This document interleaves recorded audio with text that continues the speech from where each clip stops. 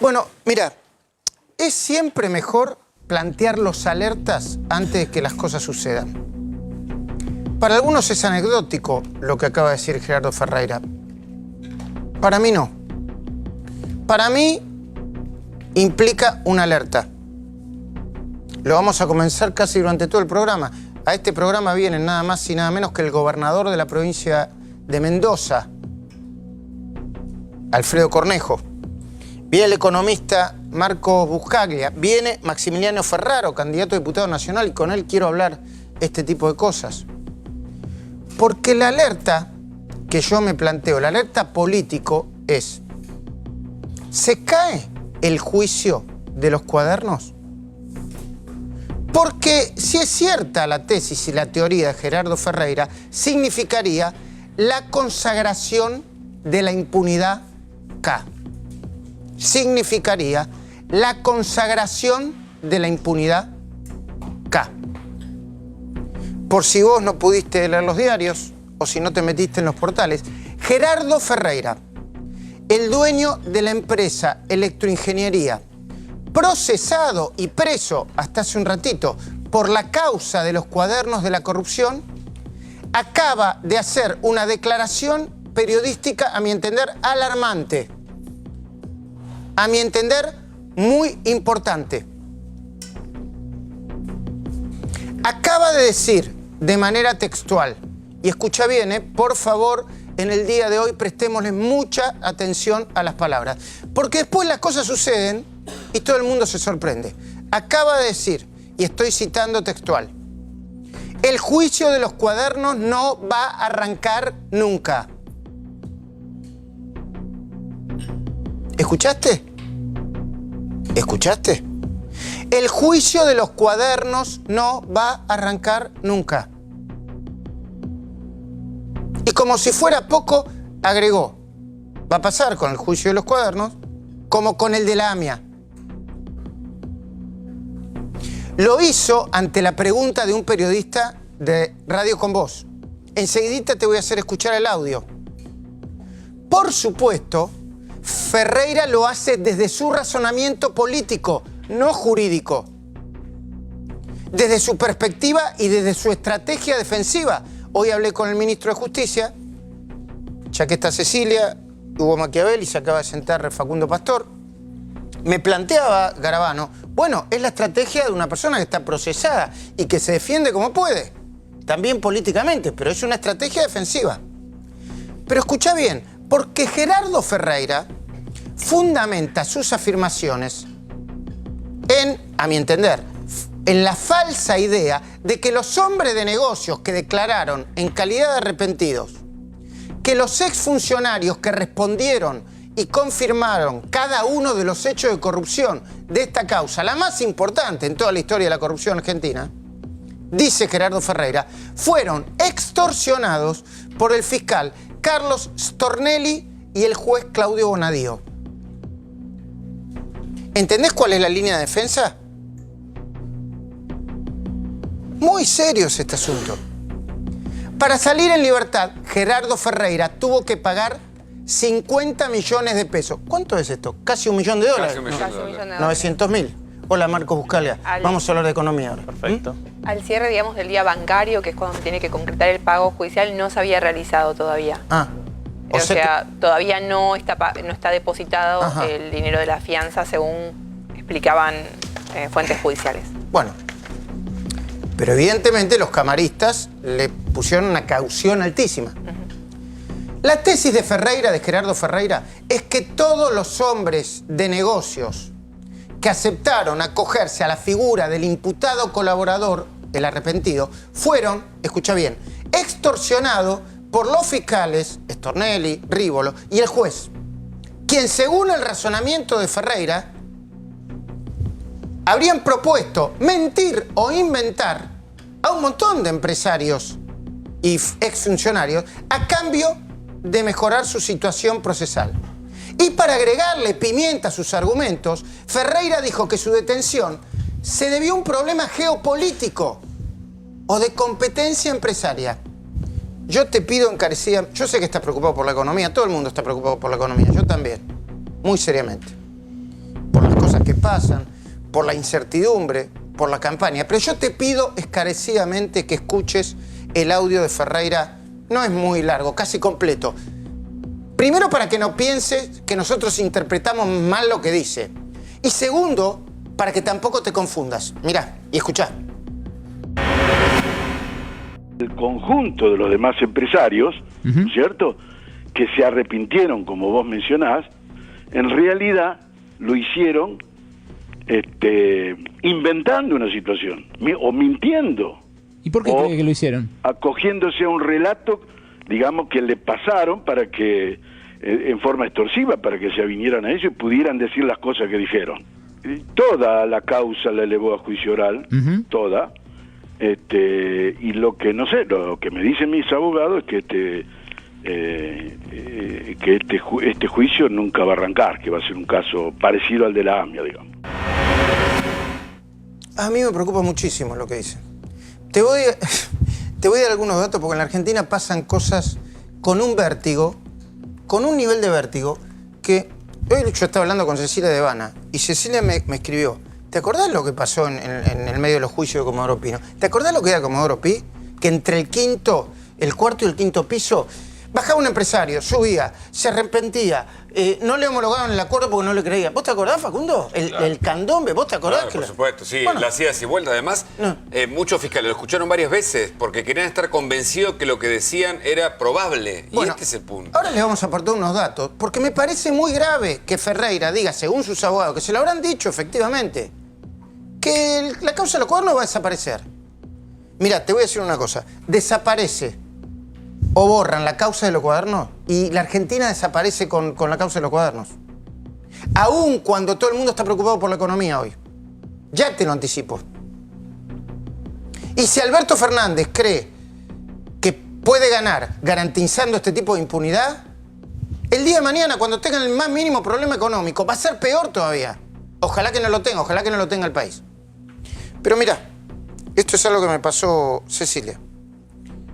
Solo a Cristina Fernández de Kirchner en la causa de los cuadernos la imputaron por, escuchá bien, 1000 dijiste, ¿no? 1000. Sí, 1000 hechos. 1000 actos de cohecho pasivo. 1000.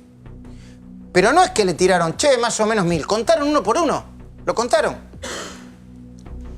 700 de ellos como coautora y más de 300 como partícipe necesaria. En la causa central de Centeno, que es la causa de los cuadernos, se le imputaron 40 hechos de coimas recibidas. A ver, para que nadie se confunda. Si la tesis de Ferreira fuera cierta, todo, absolutamente todo, ponele que Ferreira tiene razón. O sea, vos sos kirchnerista o te parece que su mirada es correcta y suponte que Ferreira tiene razón. Si esto fuese así, todo, absolutamente todo, habría sido un montaje. ¿Entendés? Un Truman Show dentro de tribunales. Montaje del que participamos todos. Los cuadernos de Oscar Centeno. Los cientos de hechos de pago y cobro de dinero ilegal con las direcciones, los días, las horas, los autos, la patente de los autos.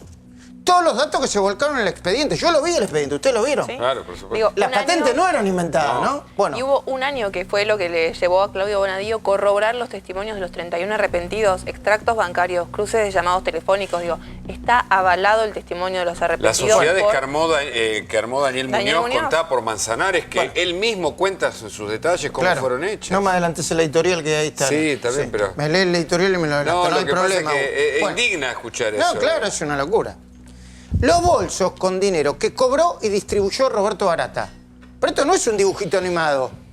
Los bolsos y valijas con dinero que recibió Daniel Muñoz, como dijo Hugo, a quien le encontraron dinero negro y propiedades en Argentina y en el exterior, ya está probado, por más de 200 millones de dólares. Vamos de nuevo. 200 palos verdes. 200 palos verdes. Los hechos chequeados y recontrachequeados, como la recepción del dinero sucio en lugares como la Quinta de Olivos y el departamento de Uruguay y Juncal, donde todavía vive Cristina. Pero decenas y decenas de veces. Si querés, nos hacemos todos los distraídos, no pasó nada, vivimos en otro país y seguimos adelante. ¿Querés que hablemos de economía, Marco Buscalia? No, de corrupción, no pasó nada, ¿no? Pues es un invento todo, ¿no? Y parece que la votación se está definiendo por la economía, no por el tema corrupción. Pero obviamente. eso te lo admito, Marco. Y además, hasta es lógico que se defina por la economía. Sí, sí. O sea, si mucha gente dice, che, a mí no me alcanza la guita, yo primero tengo que asegurarme la comida para mi familia. A ver, para no ser. La comida para mi familia. Pero una cosa es eso, y que puede ser justificado.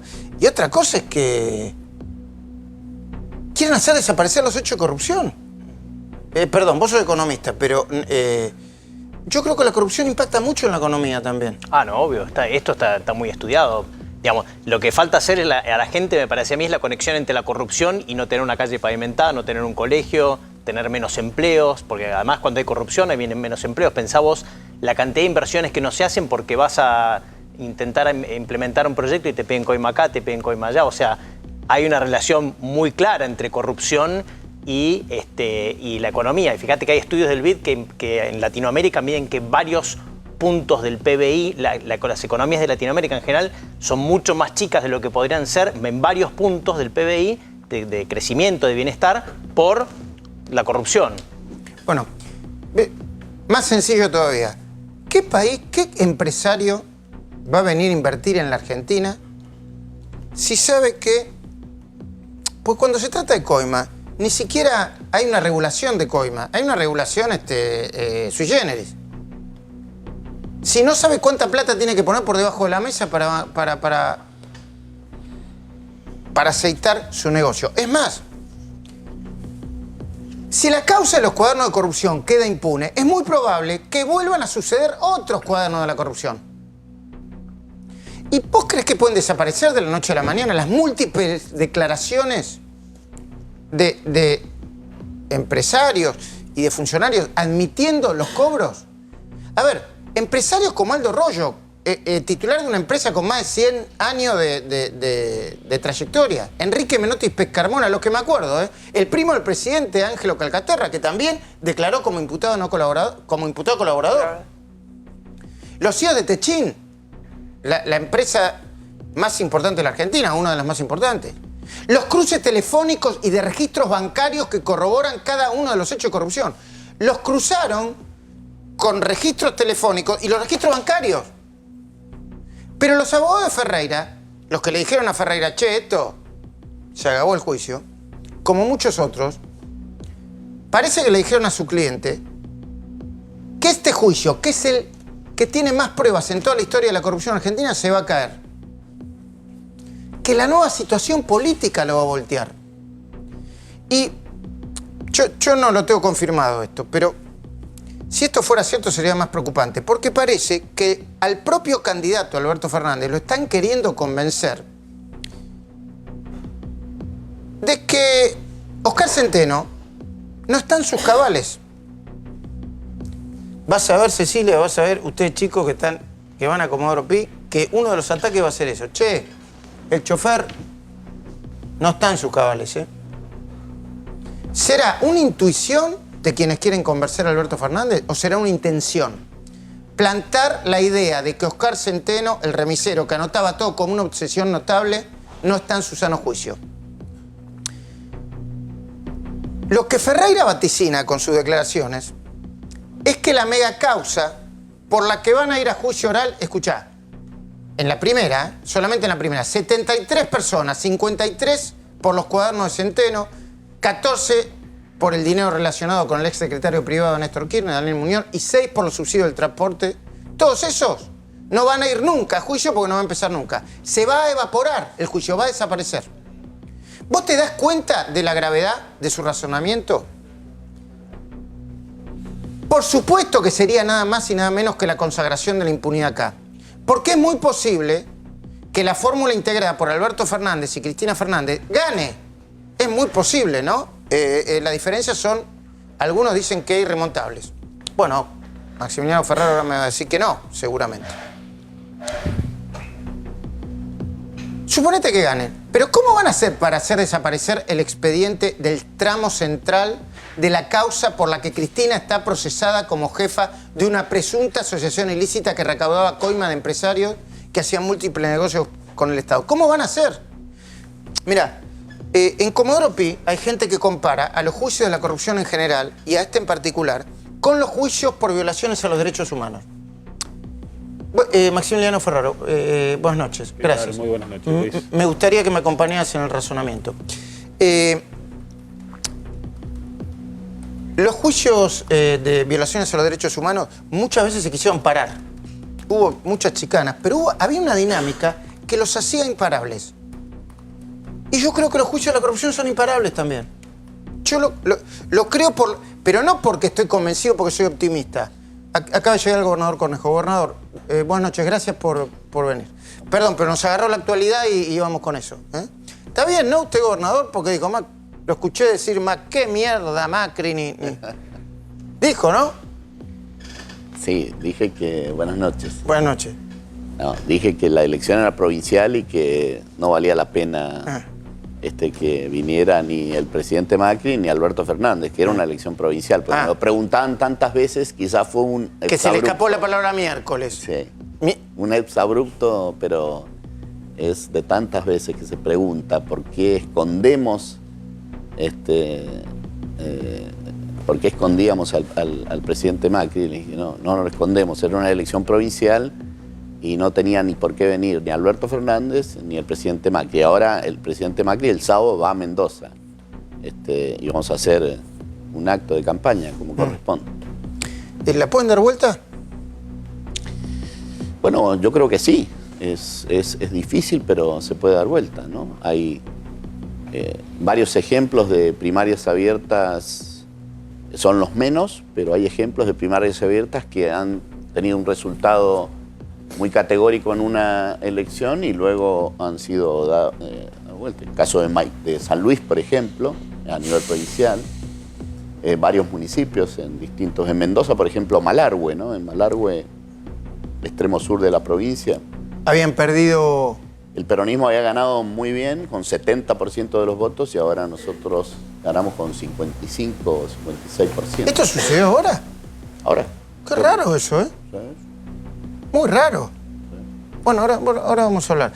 Pero les pediría que me acompañen en este razonamiento, por si ustedes recién llegaron. Gerardo Ferreira acaba de decir, mis abogados me dijeron que los cuadernos de la corrupción no.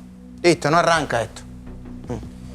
Y yo estoy convencido de que primero debería arrancar y que si el Frente de Todos confunde esto, confunde los votos que tuvo en las PASO con impunidad, va a ser gravísimo para la Argentina. Para el Frente de Todos ni hablar, y para la Argentina. Te quiero escuchar.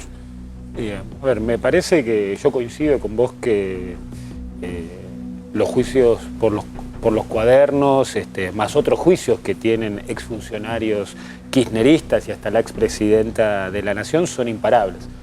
Son imparables, lo que sí tenemos que estar muy atentos, producto de que muchísimos empresarios, muchísimos exfuncionarios, muchísimos políticos vinculados al Frente de Todos, con algunos personajes de la justicia, intentan consagrar algunas cuestiones de impunidad para el futuro. ¿Quiénes, por ejemplo?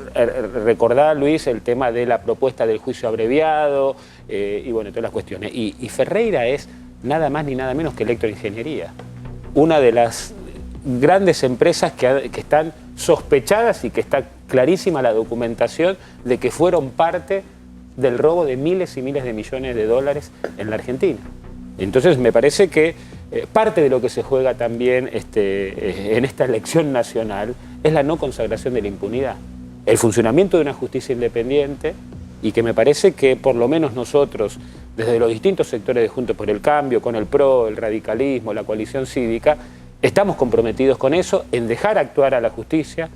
El juez Bonadía ya pidió la elevación a juicio, ya actuó el fiscal recogiendo todas las pruebas que recogió producto de los cuadernos, pero que también, digamos, con la conexidad de un montón de otras causas que vos bien también conocés y que muchas tienen que ver también con la coalición cívica, pero también con otros espacios que en su momento denunciaron, lo que en su momento hizo Vialidad Nacional con respecto a las rutas y los sobreprecios que se pagaron durante 12 años en la Argentina. Muy bien. Voy a terminar el editorial, voy a ser prolijo y después abro la mesa. ¿Cómo van a hacer para borrar del registro histórico los pedidos de prisión preventiva del juez para la expresidenta? Porque ya está en un registro histórico. Después, si tiene fuero, si se puede probar o no, se discutirá en el juicio oral. ¿Cómo van a hacer para que se desdigan de sus declaraciones? Por ejemplo, Carlos Wagner, que se confesó el organizador, admitiendo que él organizó la banda, que juntó las cabezas, que pagó decenas de millones de dólares de coimas y que juntaba a sus compañeros empresarios y le decía, muchacho, hay que poner así, así. Y es el 15, es el 20, por acá, es por allá, y el mecanismo es así. ¿Cómo van a hacer para borrar con el codo el arrepentimiento de José López, el de Claudio Uberti, el de Fabián Gutiérrez, ex secretario de Néstor y Cristina, y otros exfuncionarios? ¿Dónde se van a meter la declaración como imputado colaborador del financista Ernesto Clarence? Yo la leí. Él decía, me llamaban, me decían, esta era la guita de tales empresas, la cambiamos, se la damos. Para este va el 15, para este va el 10. En total, en la causa de los cuadernos y sus derivados hay, escuchá, 172 personas procesadas. Imagínate 172 personas con sus respectivas familias. 136 empresarios, 22 exfuncionarios y 14 testaferros. Testaferros confesos, ¿eh? En la causa de los cuadernos hay 31 arrepentidos. 20 empresarios, 5 exfuncionarios, 6 testaferros. Y entre los arrepentidos, como si esto fuera poco, se encuentra el ex contador de la familia Kirchner, Víctor Manzanares. Perdón, yo sé que la economía anda mal, pero yo no me olvido de esto, ¿eh? Yo como periodista reflejo y muestro la pobreza, pero la corrupción no se evaporó, ¿eh?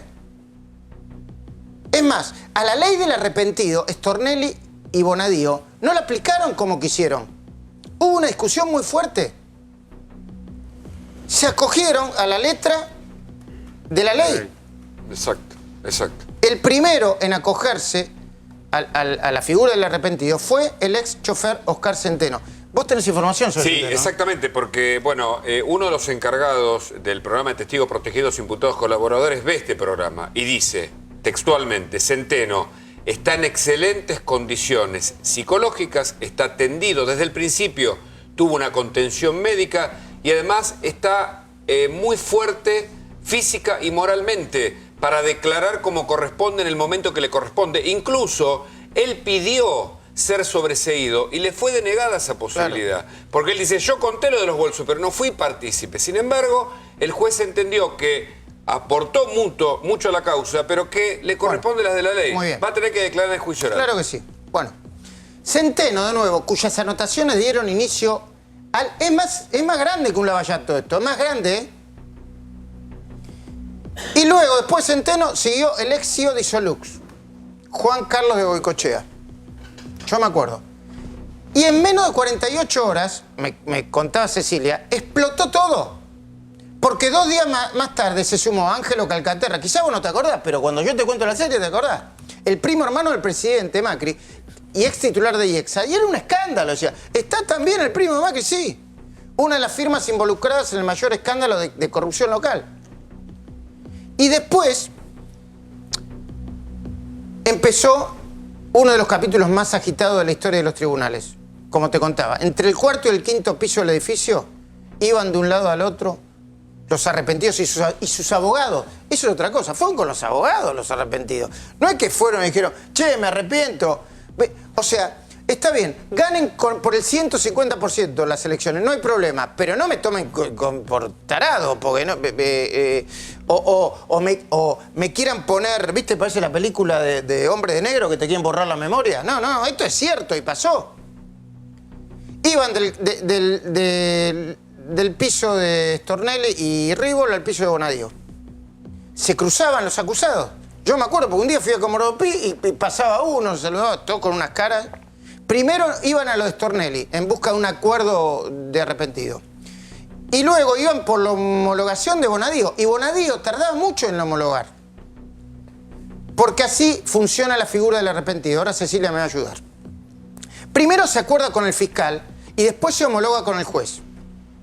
Por supuesto que todo el mundo criticaba, o sea, los acusados critican la figura del arrepentido y cuestionan el uso que se hizo de ella, pero Se trata de una herramienta, escuchá, que permite reducir la pena a las personas que participaron de un determinado delito, pero que a la vez dan información importante en la causa, permitiendo agilizar la investigación. Información que tiene que ser corroborada con pruebas, no que yo digo, me arrepiento, digo cualquier cosa, digo que Hugo Machiavelli es el peor de todo y me dice, bueno, probalo. La figura del arrepentido se puede usar para casos de delito como corrupción, tráfico de drogas, trata de personas, pero tiene un límite. No se puede aplicar en los casos de lesa humanidad, hablando de los juicios de lesa humanidad. El arrepentido es aquel que durante el proceso penal decide dar información que ayuda a avanzar. Y se avanzó y mucho. ¿La usaron bien la figura del arrepentido, Cecilia? Sí. A ver, hay muchos cuestionamientos lógicos de parte de las defensas, pero la verdad es que la figura se usó como se tiene que usar y a lo largo del último año Bonadío logró corroborar esos dichos y aportó esas pruebas, digamos, constan en el expediente lo que cada uno de esos arrepentidos fue diciendo. Y hay algo también muy importante. La persona que se arrepiente no puede apuntar hacia abajo, siempre tiene que apuntar hacia arriba o hacia los costados. Y cada vez a medida que se iban sumando más arrepentidos, los que se iban sumando después tenían que aportar más pruebas y diferentes, lógicamente, a las que habían apuntado antes.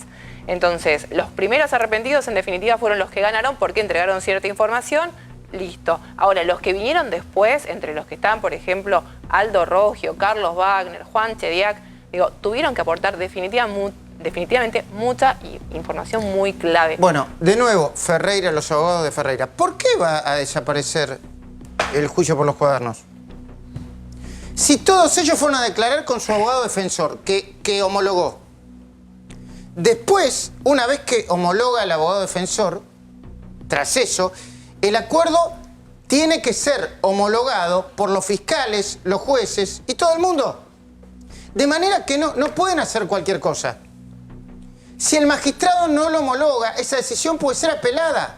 Además, el juez y el fiscal tienen un plazo de 1 año para controlar si la información dada por los arrepentidos fue verdadera y útil.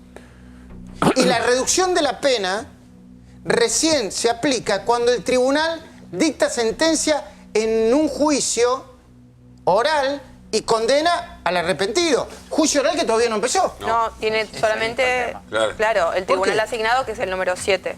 Sí. Porque Luis, yo creo que, y lo hemos discutido más de una oportunidad, yo tengo una mirada respecto a lo que hicieron muchos abogados. A vos te viene a ver un cliente desesperado y te dice, me van a meter en cana, voy preso. ¿Qué estrategia tenés cerca? Y los abogados sacaban así, decían ley del arrepentido, que se está aplicando, tomá, decí esto. Por supuesto que coincido con lo que vos planteás. Ahora, ¿cómo van a desarmar esto que armaron? No lo sé. Pero hubo muchos abogados que lo tomaron como una estrategia una estrategia jurídica instantánea. Ahora, a largo plazo no sé cómo lo van a manejar. Pero atención, porque en la instancia del tribunal oral, y acá viene la etapa que por ahora no tenemos experiencia en la Argentina, se van a tener que validar. Ahora bien, el rol va a ser del fiscal ahí. El fiscal va a decir, a partir de lo que tiene que presentar como acusación, si es necesario que ese arrepentido declare oralmente o no en el juicio. Pero recordemos esto, nadie puede negar lo que ya dijo, porque es acusado de falso testimonio, además. A ver, empecemos de nuevo. Suponte que todos, iba a decir estos tipos, que toda esta gente, vos conocés empresarios porque están en la economía, suponte que todos van y dicen, nos arrepentimos de habernos arrepentido. Sí. ¿Sabés qué pasa? De 4 a 10 años de prisión. Claro, falso testimonio. Sí. De 4 a 10 años de prisión. Pero digo, pensar en el negocio, ya que hablamos de negocio jurídico, ¿es falso testimonio? Sí. Bueno, ¿y lo otro cómo termina? ¿Qué otro? ¿Qué escala penal tiene un tipo que se arrepiente y reconoce el delito? Bueno, en todo caso están en libertad, le están reduciendo la pena. Ahora están en libertad. Bueno. Sí. Pero por eso yo creo que acá hubo, primero, estamos frente a una figura del arrepentido que es muy nueva, muy necesaria para investigar hechos de corrupción. De hecho, Luis, lo hemos visto cuando yo hice el caso, el libro sobre el FIFA Gate. En Estados Unidos la figura de arrepentido existe desde el 70. En la Argentina es muy novedoso esto y justamente muchos, para mí, pícaros, pillos de Comodoro Pi, se valieron de lo novedoso que es esta ley para ofrecerla como una herramienta. Ahora, ¿qué va a pasar? Coincido con lo que decía recién Hugo.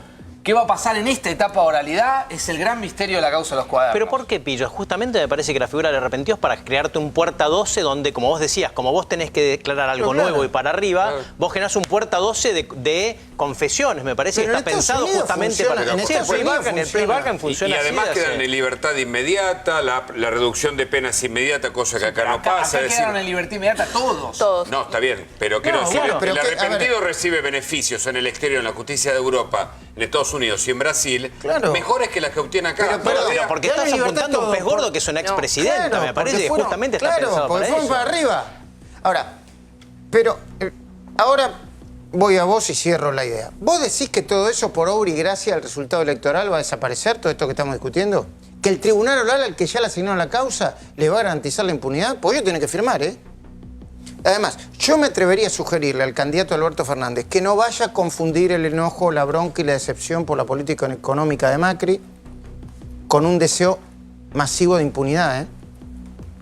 Y ya que estamos en el terreno de las sugerencias, hablemos de política ahora, porque yo también me atrevería a decirle que no le pida más ni a los líderes de las organizaciones sociales como a Grabois que no salgan a la calle, ni a los sindicalistas como Pablo Viró que eviten la huelga de pilotos. Porque su respuesta diciéndole, bueno, déjamelo ver, no voy a levantar nada. Con sus respuestas, estos muchachos lo están condicionando, le están marcando la cancha. Le están diciendo de una manera sutil o no tan sutil que la única jefa es Cristina. Que para ellos Alberto tendría los votos prestados. Le sugieren, como le sugirió Diosdado Cabello, que no se atreva a funcionar como si fuera el verdadero jefe, porque para ellos no lo es. O quizá la verdadera situación sea otra. La posta sea que a partir de 2003, los Pablo Viró, los Hugo Moyano, los Roberto Baradel, los llamados líderes sociales, como Luis Delía, que ahora está preso, pero lo que transitó, o los Juan Grabois, acumularon tanto poder, tanta masa crítica, tanto dinero, que ya resultan imparables. Esta es la teoría de la ministra Patricia Bullrich, quien parece que los conoce bien porque los viene sufriendo hace tiempo. Escuchá un audio muy cortito, dale. Estas son las conductas de todos estos sindicatos que lo único que hacen es generar hacia la sociedad un permanente problema, que le paran a la sociedad los subterráneos, los aviones, lo que sea. Y bueno, creo que en este caso, no sé, es evidente que estos son los sectores que apoyan al mismo kirchnerismo, que Fernández haya dicho, bueno, ahora no quiero que paren, porque, digamos, no es sincero. Es que Kicillof se juntó con Moyano, es decir, no es sincero que ellos tengan una mirada distinta respecto a que los sindicatos no sean extorsionadores permanentes de la gente. No creo que sea sincero lo que hoy dijo Fernández. Bueno, hablemos de esto. Maximiliano Barcos Bucaria, ¿qué está pasando? Porque esto lo están condicionando económicamente y políticamente. Cuando los pilotos le dicen, no, Alberto, no, yo voy a seguir con la huelga. ¿Qué está pasando desde lo económico? Bueno, me parece que vamos a tener unos problemas difíciles de resolver, porque pensá, el presidente va a llegar con inflación alta, va a llegar con un tema de resolución de deuda, de reestructuración de deuda, va a llegar con una economía que está cayendo, pensá que la economía se está contrayendo estos meses, o sea, manejar todos estos conflictos si no muestra mucho carácter, justamente, me parece que le va a ser muy complicado, porque al final, cuando él estaba en el gobierno, el que tenía carácter era Néstor Kirchner, no sabemos si él es el que tiene ese carácter, ese liderazgo, esa fuerza política para poder contener todas estas demandas sociales, que tiene mucho de real en el sentido de, obviamente está todo el mundo mostrando las garras, pero piensen acá, hay una economía que está muy mal, demandas sociales bastante reales, ¿no? ¿Lo están condicionando políticamente? Yo creo que tiene que ver con condicionar y de ver de qué manera se reparten el poder, pero son las propias contradicciones que tiene que resolver el candidato del Frente de Todos. Si realmente el Frente de Todos expresa lo que es Grabois, Luis Delía, la CONADEP para los periodistas, poner en jaque las libertades de expresión y las libertades individuales, y tiene que ver con eso. Y lo que estoy planteando, Luis, no tiene que ver con acrecentar la grieta que podemos estar viviendo en la Argentina o que se establece de alguna manera. Y por otro lado, vuelvo a insistir, contradicciones y decisiones que tiene que resolver el candidato del Frente de Todos. Pero por otro lado, marcar una cuestión que me parece que es importante. La elección del 27 de octubre no está decidida. El resultado será ese 27 de octubre. No hay transición en marcha en la Argentina, no hay presidente electo, y me parece que también, producto de la institucionalidad, producto también de la posibilidad de reelección o la posibilidad de transición de un presidente electo democráticamente a otro, nosotros las tenemos que respetar estos 20 y pico de días que quedan, digamos, porque me parece que es fundamental para el proceso que viene en la Argentina. Fíjate que como me parece que muchos de estos movimientos huelen que Alberto Fernández va a terminar siendo mucho más ajustador que Macri, le están marcando la cancha en ese sentido. Acá estamos nosotros, no te olvides que tenemos muchas demandas. Bueno, ahora esto era la otra planteo que quería abrir para después irme a hablar con el gobernador Cornejo. Yo lo escucho hoy a Macri y está prometiendo mejoras salariales, más trabajo, más crecimiento, una vida mejor. Está, no sé si peronista o populista, ponerle el nombre que quieras, y lo escucho o lo veo a Alberto Fernández funcional casi como un presidente con los resguardos de alguien que va a asumir como presidente, desde el punto de vista económico. ¿Es así? Se han invertido un poquito los roles, sí. Me parece que Macri se ha dado cuenta que no solamente la campaña tiene que estar dado por el miedo al kirchnerismo y a todos estos temas como la corrupción, sino plantear una agenda positiva, aunque claramente tiene poca credibilidad hoy por hoy, pero tiene que plantear una agenda positiva. ¿A dónde van a ir? Y yo creo que parte de esa agenda tiene que ser: yo voy a estar gobernando para crear empleo y para que la clase media pueda disfrutar de los beneficios acá en la Argentina. Y no lo que hizo, que es no querer ajustar, y al final terminó sufriendo esa clase media. Me parece que ese es un poco el mensaje, ¿sí? El ejemplo creo que lo tenemos en Mendoza. Pero él dijo, no voy a hacer más de ajuste. Preguntale al gobernador Cornejo qué es lo que hizo en Mendoza, porque él yo creo que hizo el ajuste al inicio y disfrutó, al final del mandato, disfrutó y ganó una buena elección. Pero me parece que ese fue el sendero trazado por Cornejo. ¿Sí, Cornejo fue así? Sí, fue así, pero creo que las condiciones del país son un poco más complejas que la administración de una provincia, ¿no? En ese sentido. Pero usted hizo un ajuste primero y después...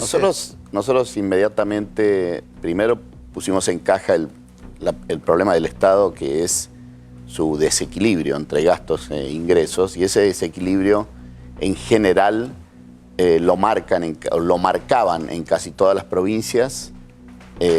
Lo marcaban los ingresos, el 15% de ANSES que las provincias no recibían, y lo marcaba el alto porcentaje de personal en la administración pública. En general, más del 50% lo toma la pauta salarial.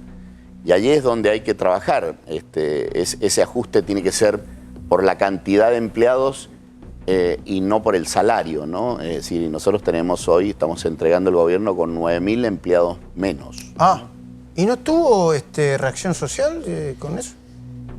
Bueno, empezamos con algunas... A ver, primero, 9.000 empleados menos, ¿cuántos tiene el gobierno? ¿Qué porcentaje la significa? planta con 100.000 empleados públicos. Y hoy lo estamos entregando con 9.000, un porcentaje casi un 9% de la planta.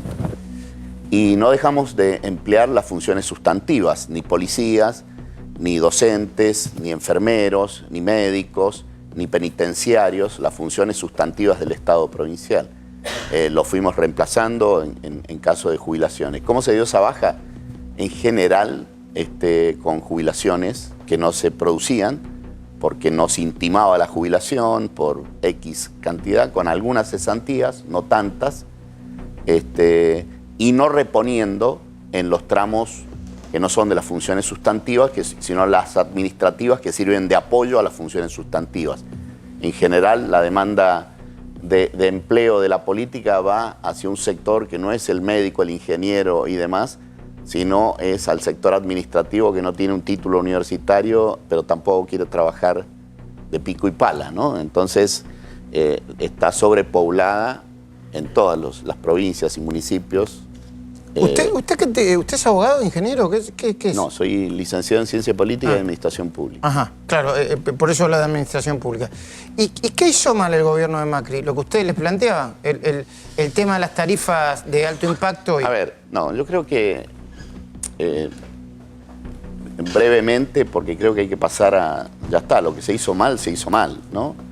Creo que le faltó acción política. En Mendoza se pudo hacer el ajuste, como se dijo, pero que más bien es un ordenamiento del Estado y un sinceramiento de los números con una correlación política fuerte. Es decir, habían manifestaciones, pero se persuadía a la población sobre que era mejor el interés general del Estado que el interés particular de quienes protestaban, ¿no? Y se dio una pelea y esa correlación de fuerza la ganó el gobierno. Y ahí me parece que está el punto. Modificamos la ley de movilidad urbana incorporando Uber, Cabify, etcétera, y los dueños de los taxis hacían un escándalo, iban a mi casa, yo no vivo en un barrio privado, iban y rodeaban la manzana, la policía y un juez los echaba, los sancionaba, había ejercicio del poder y político. Uber, yo creo que Uber, Cabify son inevitables cada vez más en el mundo. Pero Uber entró acá pateando puertas, ¿eh? Yo se lo dije a la gente de Uber cuando me vine. En la ciudad de Buenos Aires. ¿En Mendoza no entró pateando puertas? No, porque nosotros hicimos la ley antes que entrara. Y hoy hay un registro público que permite la inscripción de ellos. Pero lo que quiero decir, para volver al punto, el error está en en menospreciar la acción política. Y en la economía creo que ahí está. La economía tiene mucho de los fundamentos de la economía y me puede corregir. Y no hay que negar el funcionamiento del mercado, pero tiene muchísimo de expectativa. Al principio, el gobierno logró cosas muy importantes. Por ejemplo, el cepo al dólar. En un país súper dolarizado, el cepo al dólar se salió del cepo sin ningún problema. Y eso fue por expectativa. El gobierno se confió que eso era para siempre. Luego llovían las inversiones y demás. Y eso no sucedió. Y eso no sucedió porque la correlación de fuerza, el poder político era escaso. Tenía minoría en ambas cámaras, tenía solo 5 gobernadores. Era minoría, había que construir una masa crítica mucho más fuerte. Pero ese error no invalida que acá hay dos modelos en contraposición, ¿no? Un modelo de mayores libertades, de sistema republicano, de funcionamiento de la justicia, como en los casos de corrupción, y otro modelo que en realidad a mí no me extrañaría que si gana el Frente Todos, no barra con estas investigaciones de corrupción. Sé que es difícil, por lo mismo que estás diciendo vos, pero a ver, nuestro país es de baja institucionalidad, no es de alta institucionalidad, no somos un país normal, lamentablemente no somos un país normal y no debería sorprendernos que si gana el Frente de Todos se eliminen todas estas causas de corrupción y que el poder político imponga, termine Bonadío, no sé, destituido, renunciado. No estoy pensando en Nisman, ¿no? Pero a ese nivel. No me extrañaría, que haya presión sobre la Corte para determinadas cosas, no me extrañaría que sobre casación haya presión, un poder político, porque cuando se desbalancea y no hay alternancia, que es una probabilidad en una opción, también pasan estas cosas. Enseguida me voy a sentar con usted, pero yo pensaba, ¿por qué gana Juntos por el Cambio en Mendoza? ¿Por qué gana en la ciudad de Buenos Aires, que es tu ciudad, vos sos candidato de la ciudad de Buenos Aires, y pierde por tanto en el resto del país el conurbano? A ver, a mí me parece que los gobiernos provinciales con respecto a lo que puede ser la situación nacional es en el marco de una cuestión complementaria. Que, digamos, gobernar un país y la particularidad que tiene un país como la Argentina no es lo mismo, Luis, que lo que puede ser, de alguna manera, gobernar una provincia, como puede ser el caso de Mendoza o el caso de la ciudad de Buenos Aires. Y me parece que esto hay que poder comprenderlo.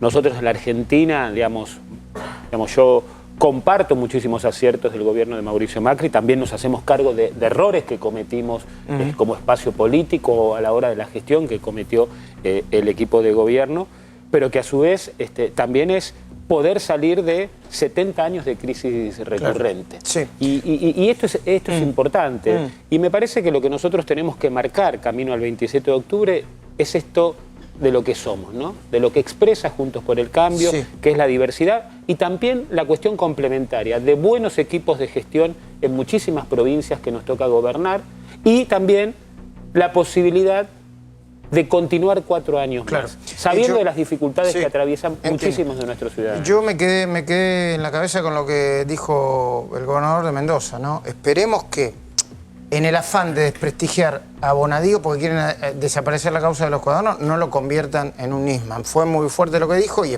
todos esperamos que no sea así. Pero se empieza por el desprestigio y después, en un país como la Argentina, no se sabe dónde termina. ¿Y la economía, Marcos? Bueno, fíjate vos que, volviendo a un tema que mencionaste sobre Alberto Fernández estos días, él se está planteando, se junta con los gobernadores, se junta con los sindicatos, con los empresarios, es decir, mismo si no hiciera kirchnerismo, en el fondo Alberto Fernández se está planteando como el representante de todas las quintas y todos los vicios que convirtieron a este país en pobre y en retrasado, ¿me explico? O sea, todos estos intereses especiales que tienen por protecciones, regulaciones... Pero vos decís que el acuerdo económico y social que plantea, el acuerdo de precios y salarios, que incluye tarifas... Eso no funcionó ni va a funcionar. Es como que vos juntes todos los intereses que convirtieron a un país en retrasado y pobre y quieras de esos que salga Suiza. No va a salir Suiza. O sea, ni siquiera haciendo kirchnerismo, no necesitas ir a esa visión extrema para pensar que no le va a ir bien. Porque es el representante. Si uno piensa en Argentina, ¿por qué en Argentina no hay tanta inversión? Pensá, tenemos mucha menos inversión extranjera directa, tenemos 14% del PBI comparado con 100%. Lo que pasa es que Alberto Fernández espera lo mismo que recibió Kirchner.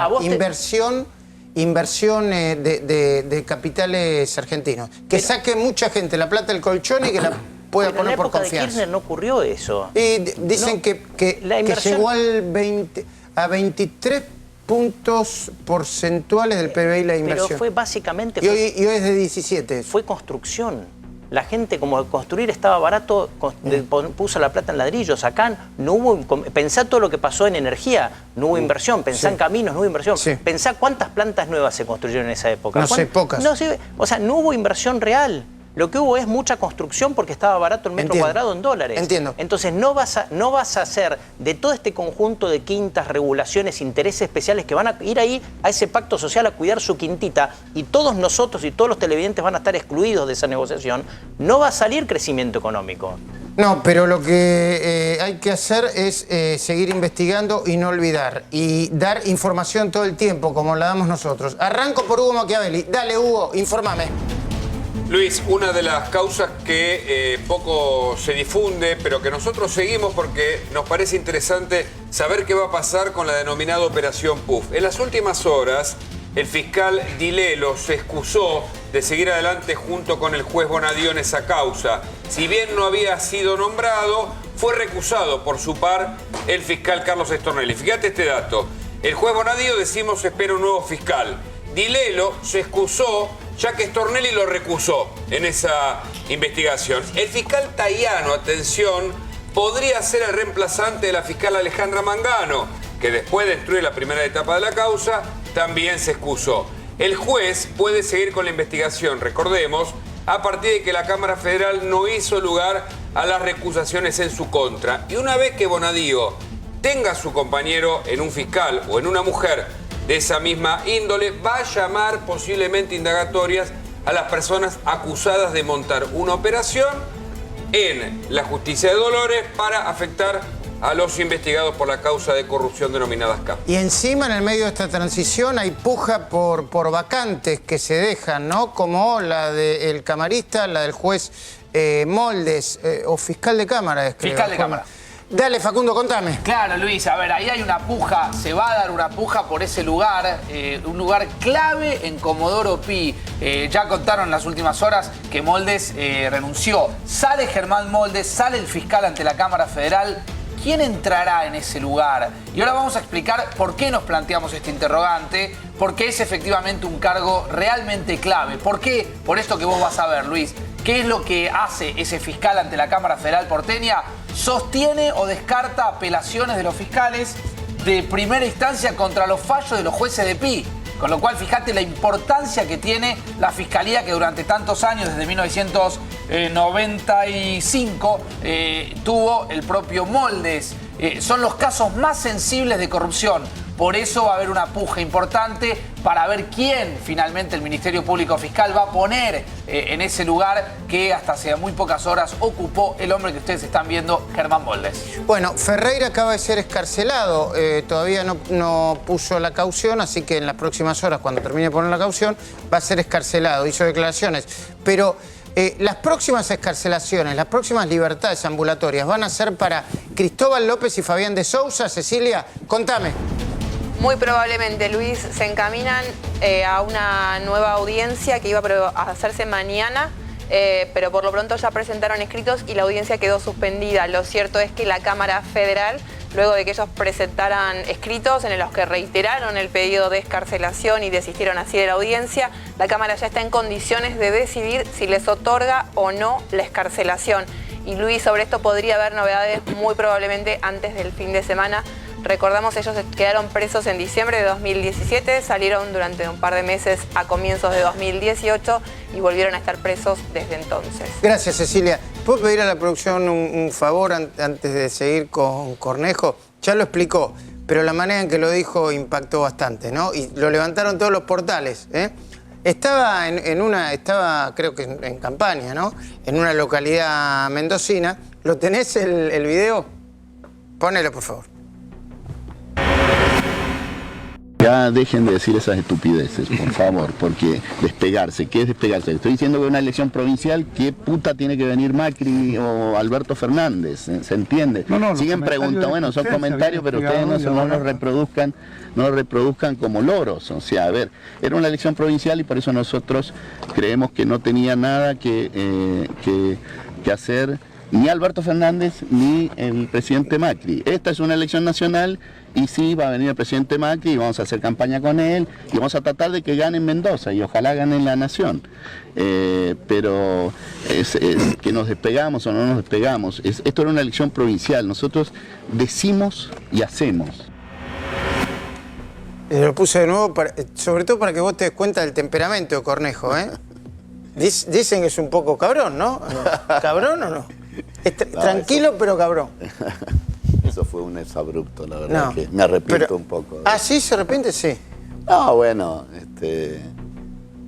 tanto preguntar, uno trata de ser didáctico. ¿Qué tiene que ver? Podría haber dicho, ¿qué tiene que ver? Claro. En vez del ¿qué puta tiene que ver? Podría haber sido ¿qué tiene que ver? Porque los radicales tienen como fama de ir un cambio menos, ¿no? Tranquilito, ¿no? Bueno, Juntos por el Cambio, en realidad, pero yo supongo que se deben agarrar, ¿eh? ¿Se empezaron a pasar facturas por la derrota de las PASO o no? ¿Qué hicieron? ¿Se sentaron? No, como dije recién, a ver, los errores que se han cometido, ya se han cometido, no se pueden echar para atrás, como en la vida, ¿no? ¿Cómo debería ser el próximo gobierno de Macri?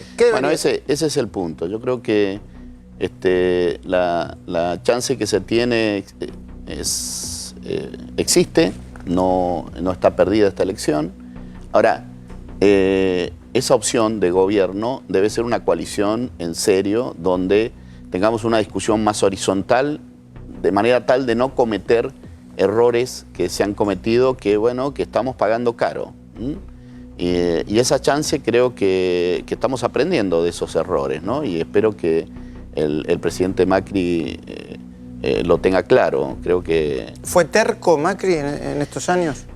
Bueno, creo que apostó todo a que la economía... este no es un país normal y él, yo creo que es una persona normal que entiende que haciendo cosas normales esto puede salir adelante. Y la verdad es que no es así. En la Argentina no es así. No alcanza con equilibrio fiscal, no alcanza con dejar de emitir, no alcanza, no se controla el dólar por las variables propias del mercado. Es decir, hay mucho ¿Y cómo necesidad. se hace? Se necesita poder político, que un gobierno, ¿no? bueno, dicen que un gobierno no peronista tiene muchas menos posibilidades de ser exitoso Eso sí, eso es una... Porque yo le pregunto, por ejemplo, ¿no? Porque es un dilema. Yo creo que el gobierno de Macri, el gobierno de la coalición que ustedes integraban, desde el primer día más allá de que yo creo que toman muy malas decisiones, ¿no? Yo lo digo, se lo digo a cualquiera, se lo digo a usted, el presidente, muy malas decisiones. Pero desde el primer día, a la semana empezaron Macri basura, Bozor la dictadura. Y empezaron pum, pum. Y no había una respuesta política a eso. Yo no soy político, pero si a mí me llegan a acusar de eso, yo voy a la Corte Interamericana y digo, ¿cómo dictadura? No veía... se lo llevó por delante el peronismo, la oposición. Bueno, eso creo que ha sido un poco naif en ese sentido, ¿no? Sí, debo decir que sí, que se ha sido un poco naif. Pero yo diría, a ver, si me permitís, en primer lugar, el país no es peronista. Olvidémonos de eso, eso no es ni peronista, ni radical, ni del PRO, ni demás. Hay dos minorías que estamos compitiendo por el poder. Dos minorías con ideas muy enfrentadas, que estamos compitiendo con el poder y que queremos conquistar las mayorías, pero no hay una mayoría aplastante de un lado o de la otra. Eso pasa en muchos lugares del mundo, en muchos. Y acá no tuvimos resultados económicos, en otros lugares del mundo, en democracia, se tuvo resultados económicos, en otros lugares del mundo se obtuvieron resultados económicos con gobiernos autoritarios, como China, como Rusia, y sacaron mucha gente de la pobreza con resultados, con medidas, con gobiernos autoritarios. Si nosotros queremos vivir en democracia, tenemos que buscar consensos mínimos. Los países exitosos en democracia fueron los que lograron hacer cambios económicos consensuados, primero por los líderes, y luego la sociedad los asumía como tal. Sí, Chile. Hacer un ajuste debe tener un consenso social. Y acá nadie se le cae en una campaña la palabra ajuste ni orden. Nadie quiere decir eso. Todos quieren decir felicidad, progreso, trabajo. Y nadie le dice la verdad a la gente, que hay que hacer una economía sana y sensata.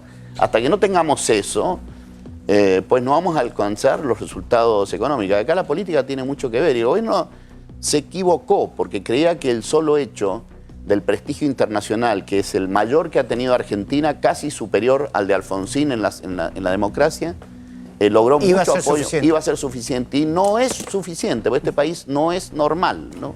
Nos quedan unos segundos de programa, enseguida hacemos un cierre. Los Haroldos Vino Finos con Ángel, los Haroldos Estate, mucho más de lo que esperas.